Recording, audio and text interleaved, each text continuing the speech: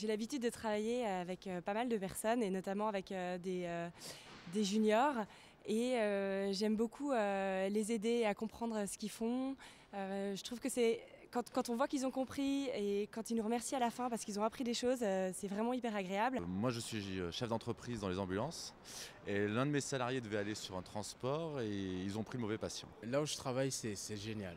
Quelqu'un d'extérieur aura du mal à savoir qui est le manager, qui le staff, etc., etc. Le manager, c'est super important. On attend beaucoup de lui et surtout, lorsqu'on se défonce pour une équipe, pour son manager, on attend que les promesses soient tenues.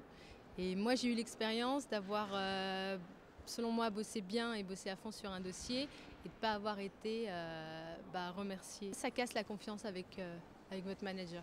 Dans une mission, ma directrice qui me fait une crise de nerfs et j'avais rien compris. Je lui ai demandé ce qui se passait et l'explication, c'est que j'étais un macho. De me retrouver dans la position de la maîtresse d'école. Un jour, deux de mes collaboratrices qui ont demandé à me voir en salle de réunion.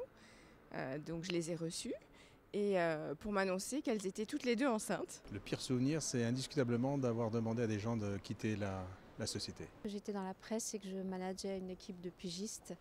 J'ai eu des témoignages extrêmement touchants de leur part. J'ai un très bon souvenir suite à un prix d'innovation remporté par l'équipe. J'ai pu suggérer à ma manager pour nous récompenser et donc dépenser la somme allouée, d'aller faire un atelier foie gras et de fabriquer du foie gras avec toute l'équipe. Eh bien, en tant que manager, c'est toujours la façon dont on est amené quelquefois à prendre des décisions désagréables, c'est-à-dire se séparer d'une personne et malgré tout arriver à le gérer suffisamment humainement pour qu'on garde une bonne relation. Un employé n'a pas été content de ne pas être nommé meilleur commercial, est allé s'enfermer dans les WC, a piqué une colère et on a vu la bombe de WC traverser le couloir.